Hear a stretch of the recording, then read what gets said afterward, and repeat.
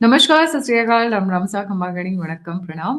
Modi government ने थोड़ी-सी strategy क्या बदली, सबके स्केलेटन्स कबर्ड से बाहर आने लग गए। सबके गिरने लग गई कि कहाँ पे किसने क्या-क्या दबा कर रखा है, क्या मार कर रखा है, क्या छुपा कर रखा है। और उसी पर बेस्ड एक मूवी ने धुआंधार बल्लेबाज़ी करते हुए, नाम ही तभी है धुरंधर, पुराने पूरे बॉलीवुड के लगता है पाप को एकदम एक सामने निकाल के रखना शुरू कर दिया। सो मच सो कि जो इन्होंने अपने महल बनाए हुए थे, वो आज की डेट में ताश के पत्तों की तरह गिरते हुए नज़र आ रहे हैं। जुड़े हुए हमारे साथ Sandeep Singh ji. Sandeep ji, a very warm welcome on the show. Let's get started. Dhurandhar के बाद मीडिया हाउसेस बिकने लग गए। अरे ये क्या हुआ? ऐसा कैसे हुआ? जी। नमस्ते गायत्री जी, आपके दर्शकों को भी नमस्कार। देखिए, आपसे पहले भी इस चैनल पर कई बार बात हुई, तो एक बात बार-बार कही गई कि फ़िल्म इंडस्ट्री इंडस्ट्री नहीं है, कोई बिज़नेस उसका मॉडल नहीं है। It's a huge Gamble. Gambling business है फ़िल्म्स। तो जो फ़िल्मों के कलेक्शन बताए जाते थे, 1000 करोड़, पठान ने कमा लिया, इसने कमा लिया, उसने कमा लिया, तो दैट वाज़ ऑल फज्ड नंबर्स, ठीक है? वो फर्स्ट नंबर्स धुरंधर के माध्यम से पता चल रहे हैं, क्योंकि एक्चुअली आपको पब्लिक सिनेमा हॉल्स में दिख रही है। शोज़ आपको हाउसफुल दिख रहे हैं। आप हर दिन जो है बहुत सारे लोग संडे हैं, संडे को 7 बजे कौन उठकर जाता है मूवी देखने के लिए? कैन यू जो बिलीव सुबह रात को 5 बजे 12 लौट के बजे आया है उससे क्या कहेंगी? रात को 12 बजे के शो चल रहे हैं एंड ट्रस्ट मी, मैं जहाँ पर हूँ मुझे शोज ही नहीं मिल रहे हैं। एक तो हमारी दिक्कत ये है कि हम पूरे दिन तो कमिटेड रहते हैं लोगों हुँ, तक अपनी अवेयरनेस पहुंचाने के लिए। मैं पिछले 5 दिन से कोशिश कर रही हूँ कि मुझे एक टिकट मिल जाए एंड मुझे टिकट नहीं मिल रही है। क्यों? क्योंकि बस हाउसफुल जा रहा है। आई मीन ये तो बाहुबली का रिकॉर्ड तोड़ दिया। Baahubali was like a movie I could watch any time. मतलब हुँ, पॉपकॉर्न लो, चाय लो, अदरक वाली गरम-गरम एकदम मज़ेदार हॉट-हॉट, और उसके साथ you can watch Baahubali 1 and 2 any time. You know ये वो वैसी मूवी हो गई है एवरग्रीन टाइप की, यू कैन वॉच है। ये मूवी तो मैं सुन रही हूँ कि लोग बैक टू बैक देख कर आ रहे हैं। आपने शायद 3 या 4 बार मूवी देखी है। अब ज़्यादा राज़ ना खोले जाएँ, 3 ही बार देखी है, ज़्यादा नहीं। ख़ैर, पॉइंट इज़ कि जो आप कह रही हैं यही पर्सनल एक्सपीरियंस सबका है और सिनेमा हॉल्स में लोग दिख रहे हैं। ऐसी भीड़ मैंने गदर 2 के टाइम देखी थी, जब सिनेमा में पब्लिक थी। ना पठान के समय देखी, ना जवान के समय देखी। तो आपको साफ पता चलता है कि वो नंबर्स फर्स्ट थे। अभी आज बताया जा रहा है कि अराउंड 700 सीआर ओवरऑल कलेक्शन धुरंधर का क्रॉस हो गया है थर्ड वीक में, और थर्ड वीक में हाईएस्ट ग्रॉसिंग फिल्म एवर हो गई है, पुष्पा के बाद, स्त्री के बाद। जनरली जब हम लोग फिल्मों के बिजनेस पे बात करते हैं तो हमें ये समझना पड़ेगा कि किस इंडस्ट्री से आ रहा है, उस पूरी इंडस्ट्री का बिजनेस साइज ही क्या है। हम बॉलीवुड को बहुत बड़ा मानते हैं, इन्फ्लुएंस वाइज बहुत बड़ा है, money wise Bollywood as a film making या एज अ, अगर हम कहें कि एज अ प्रोडक्ट निकल रहा है, उसके रेवेन्यूज क्या हैं, नथिंग। आप सोचिए कि अभी हाल फिलहाल में जो आपने कहा कि एक कंपनी बिकी, बॉलीवुड की बहुत बड़ी कंपनी धर्मा प्रोडक्शंस, जिसने पता नहीं कितनी फिल्में बनाई और कितने पुराने, उसने करण एक जौहर हजार वाली। सी आर करण जौहर वाली। हाँ, करण जौहर वाली धर्मा प्रोडक्शंस, उसने 1000 सीआर में कंपनी का 50% स्टेक अदार पूनावाला जी के सीरम इंस्टीट्यूट लैब वाली जो कंपनी है, उन्होंने कुछ नया वेंचर अपना ओपन किया है, उसको बेच दिया। आप सोचिए धर्मा प्रोडक्शन जैसा सबसे बड़ा ब्रांड, यशराज के बाद ऑफ कोर्स, उसकी टोटल वर्थ क्या है? 2000 सीआर। 30-35 साल एक इंडस्ट्री में लगे रहने के बाद, वहां का सबसे बड़ा होने के बाद, एक प्रोडक्शन हाउस की, भाई किसी इंडस्ट्री को आप कैसे पहचानते हो, उसके अंदर की कंपनीज कैसे परफॉर्म कर रही हैं, उनकी कंपनीज का वर्थ क्या है, उनकी कंपनीज का आईपीओ क्या निकल रहा है। आप देखिए, बॉलीवुड इंडस्ट्री में कोई आईपीओ नहीं निकलता। सिर्फ एक ही आईपीओ निकला था, मुक्ता आर्ट्स का।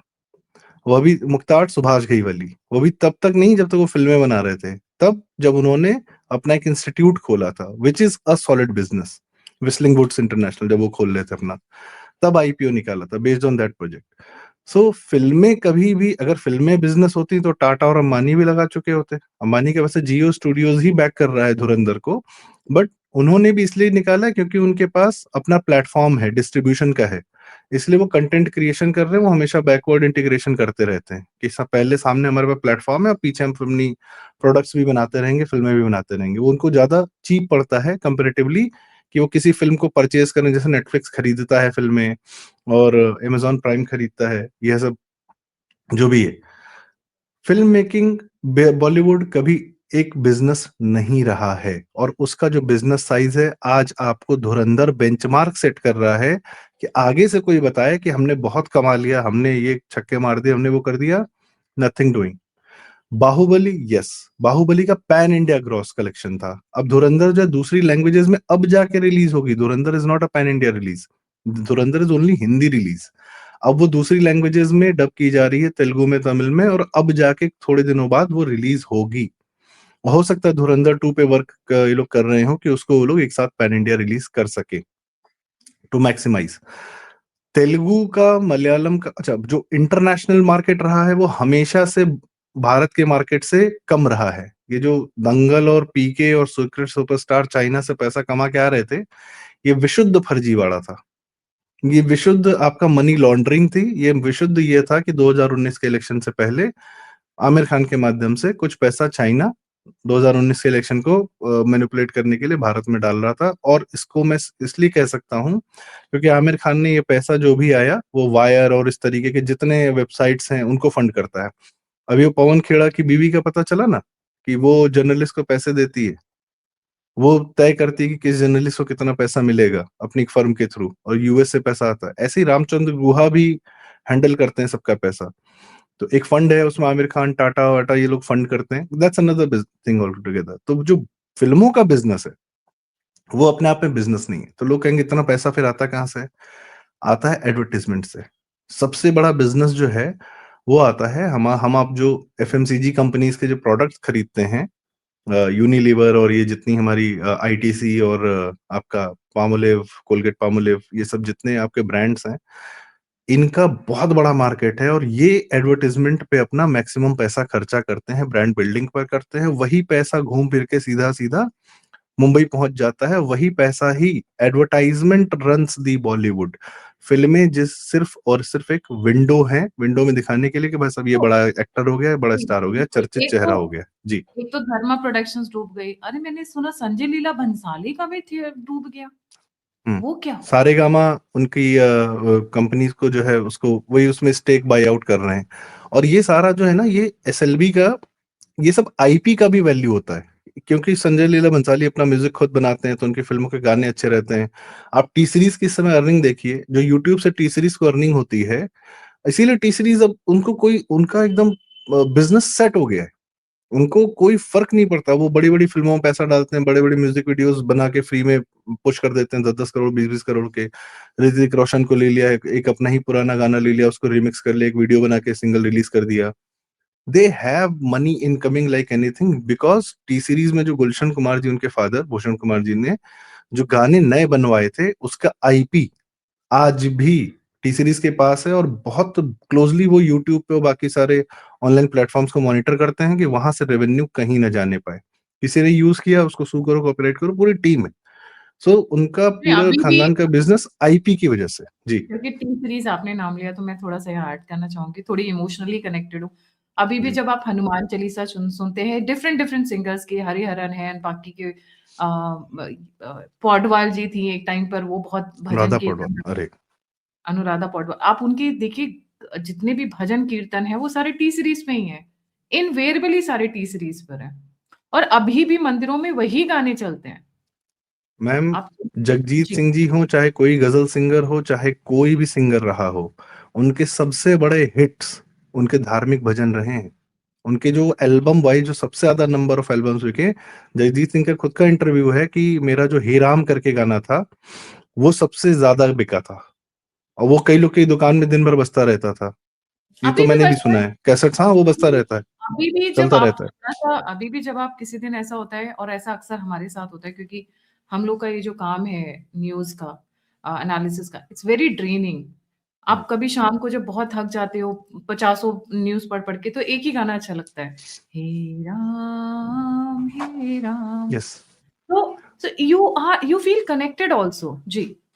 लता जी का था, राम जी पे एक एल्बम था, श्री राम चंद्र कृपालु भजमन, वो पूरा एल्बम है, पूरे राम जी के भजन है। वो बहुत मेगा तो हिट था, वो पहला कैसेट था जो मैंने डबल सेट में टी देखा था। जी। Series is still earning on that only जी। हाँ हाँ, yes. T Series and Tips, even जिन लोगों का म्यूजिक का रहा है ना, उनका बिजनेस सेट है। फिल्म प्रोडक्शन हाउसेस के बिजनेस खराब हो गए, क्योंकि अब क्या है, फिल्म प्रोडक्शन हाउसेस में उनको किसने टेक ओवर कर लिया है। आप देखिए, जब शाहरुख खान को अपने बच्चे को लॉन्च करना था, दोनों बच्चों को, तो दोनों बच्चों को नेटफ्लिक्स लॉन्च कर रहा है। अब इंडिया की जनता के ऑडियंस के भरोसे सिनेमा हॉल में लाकर वो लॉन्च करने लायक नहीं रह गए हैं। उनके दोनों बच्चों को नेटफ्लिक्स लॉन्च कर रहा है। आमिर खान का बच्चा कौन है, कहाँ है, पता ही नहीं है। उसकी भी एक दो फिल्में नेटफ्लिक्स ने लॉन्च की। सैफ अली खान के बच्चे की 3 फिल्में आई हैं, पता चला आपको? कि तीन क्या? फिल्में आके फ्लॉप। हाँ, ए कब हुआ? ई कब ये हुआ? इब्राहिम अली खान जो थे, तैमूर का तो पता नहीं करियर कहाँ जाएगा। इन लोग को नेटफ्लिक्स और अमेजॉन प्राइम वाले ही पाल रहे हैं, क्योंकि उनके पास डीप पॉकेट्स हैं। क्योंकि वह आपके पूरे मार्केट को, अब जैसे कपिल शर्मा शो है, उसको नेटफ्लिक्स ने परचेज कर लिया, बहुत पैसा डाला है उसमें। वो कह रहे हैं कि 192 कंट्रीज में जा रहा है, दिखाया जा रहा है। उसका रेवेन्यू क्या है नेटफ्लिक्स का? भारत में अभी भी नेटफ्लिक्स लॉस मेकिंग कंपनी है। भारत में 12-15 हजार करोड़ रुपया जो है वो हर साल का परचेज करते हैं कंटेंट यहाँ का। एक एक फिल्म खरीद रहे हैं 250-250 करोड़ में, 200-200 करोड़ में, 125 करोड़ में, 150 करोड़ में। और जो अब भारत का जो जितना इंटरनल ऑडियंस है, उसका मार्केट नेटफ्लिक्स और अमेजॉन कंपनीज ने पूरी तरह कैप्चर कर लिया है। हाँ, धुरंधर जैसी एक दो फिल्में आती हैं जो अभी भी हमारे सिनेमा को जिंदा रखे हुए हैं, अदरवाइज तो almost cinemas are not functioning. क्योंकि आप देखिए, नए मॉल्स नहीं बन रहे, पुराने मॉल धीरे धीरे बंद हो रहे हैं, और नए मॉल्स, नए सिनेमास तो बिल्कुल नहीं बन रहे। तो नए स्क्रीन ऐड नहीं हो रहे, क्योंकि ये सबको पता है कि ये लॉस, कितना भी दो चार फिल्में आ जाए, बहुत ज्यादा पैसे कमा लें, they are not going to help for the entire year. तो भाई तीन चार महीने। हम्म। आपको लगता है कि हॉल्स कम हो रहे हैं और वैसे भी लोग प्रेफर करते हैं कि घर में बड़ा सा टीवी का स्क्रीन लगाएं, थिएटर सिस्टम घर में ही जैसा हो। ऐसा देखिए हमें। वापस चलन आ रहा है? जी। मैं कह रही हूँ theatres are not that preferable unless and until कोई ब्लॉकबस्टर हो। सी, सिनेमा व्यूइंग एक्सपीरियंस, अब जैसे अवतार इस समय रिलीज हुई है, एक स्पेक्टिकल है, बहुत बड़ा 3D स्पेक्टिकल है, और देखने में वाकई में अच्छा लगता होगा। स्टोरी कम ज्यादा जैसी भी हो सकती है, पर जेम्स कैमरॉन बनाते हैं। पर क्या अवतार इस समय चल रही है? अगर अवतार नहीं। जैसी फिल्म इस समय नहीं चल रही, तो आप सोचिए फिर क्या चलेगा। अभी क्रिस्टोफर नोलन की ओडिसी आ रही है, लेट्स होप। अब पहले होता था कि सिनेमाज में, प्री कोविड टाइम में, इंग्लिश फिल्में भी आती थी, हिंदी में डब होकर आती थी, एक बड़ा मार्केट उन्होंने लिया। फिर हिंदी में मिडिल सेगमेंट में होती थी फिल्में, जो 15-20 करोड़ की बन जाती थी, आयुष्मान खुराना, राजकुमार राव, वो भी फिल्में चल जाती थी। पर अब वह सब की सब नेटफ्लिक्स पे सीधे जा रही हैं, या अमेजोन पे जा रही हैं, या जियो हॉटस्टार पे जा रही हैं, कहीं भी जा रही हैं। सिनेमाज में बहुत रेयरली वर्ड ऑफ माउथ से अगर कुछ चल रहा है तो चल रहा है, अदरवाइज पूरा पैटर्न हो गया कि अब नहीं चलेगा। नहीं चलेगा। इसमें क्या यू आर हुआ राइट। है, इसमें अमेरिकन कंपनीज जो एंटरटेनमेंट पे पूरा कैप्चर करती हैं, क्योंकि वो सिर्फ आपके पैसे नहीं अर्न करना चाहती, वो बताती हैं कि यही ब्रांड बनेगा, वो पूरा कंट्रोल करती हैं। आपके यहाँ जो ब्रांड बिल्डिंग मार्केट होता है पूरा, जैसा मैंने कहा कि एडवर्टीजमेंट, भारत की 5 सबसे बड़ी एडवर्टीजमेंट कंपनीज अमेरिका की इंडियन ब्रांचेस हैं।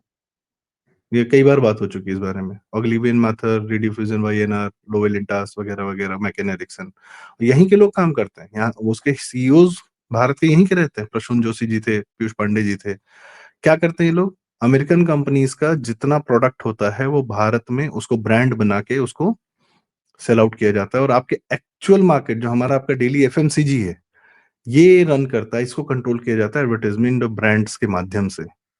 तो इनका पैसा वहां से आता है बेसिकली। टीवी इंडस्ट्री बहुत बड़ी इंडस्ट्री है, क्योंकि टीवी पर एड देना ही देना है।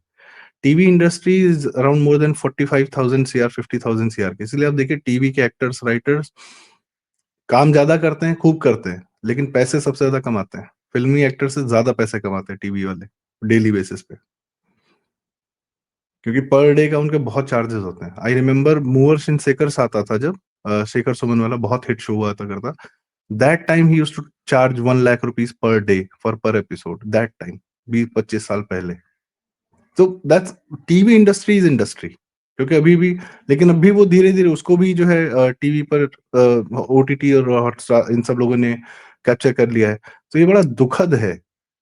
धुरंधर का बिजनेस तो हम देख रहे हैं, पर धुरंधर के बिजनेस के माध्यम से हमें यह पता चल रहा है कि हमारी पूरी ये जो एंटरटेनमेंट इंडस्ट्री है जिसपे हमारा कंट्रोल था, हमारे प्रोड्यूसर, हमारे फाइनेंसर, हमारा सिनेमाज, सब धीरे धीरे अमेरिकन कंपनीज के हाथों में जा रहा है, बिकॉज दे आर इन्वेस्टिंग, और ये बड़ा गलत हो रहा है क्योंकि जिस प्रकार के कंटेंट ये लोग वोक एजेंडा परोसते हैं, भाई इन ये अगर कह दें कि Now, अब coming back ji, to how Dhurandhar is breaking the entire Bollywood. Ji.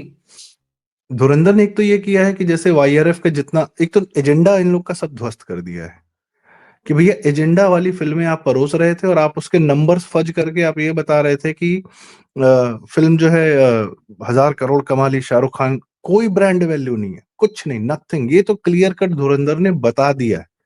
It shows, ये दिख रहा है। कोई शाहरुख खान की फिल्म है, सलमान खान की फिल्म है, टाइगर जिंदा है, और जो किसी का भाई किसी की जान, और सुल्तान, सुल्तान तो खैर सिकंदर के, कुछ नहीं चल रहा। ऋतिक रोशन नहीं चल रहे वॉर 2 में। क्यों? तुम सिर्फ एजेंडा परोस रहे हो और कुछ नहीं कर रहे हो। यहां तक कि अभी देखिए ये फरहान अख्तर की फिल्म आई 120, बहुत मेजर शैतान सिंह जी पर थी, पर वही एजेंडा परोस दिया उन्होंने, नहीं चली। अहिर रेजिमेंट, मतलब आप सोचिए क्या करते हैं ये लोग, सिर्फ एजेंडा परोसने के लिए हमारी कहानियों को, हमारे नायकों को उठा लेते हैं। और टिपिकल फिल्म मेकिंग अब नहीं चलेगी, जो पहले चलती थी कि अच्छा पेट्रियोटिक फिल्म बनानी है, तो अब जैसे बॉर्डर 2 का ट्रेलर रिलीज हुआ, सबने बहुत क्रिटिसाइज किया कि भाई ये हमें नहीं देखना, डोंट यार, चीपनेस मत करो पेट्रियोटिज्म के नाम पर। शो, आप मतलब you have to work on the craft. आप कुछ भी करके नहीं निकल सकते, ये जनता ने बता दिया है। इसीलिए फिल्म मेकिंग अब बहुत कम लोग हैं, अब इसीलिए प्रोडक्शन हाउसेस अपना धीरे धीरे रैप अप कर रहे हैं, बिकॉज अब क्या, एक कार्तिक आर्यन की कोई पिक्चर आ रही है, कोई झांकने नहीं जा रहा उसमें।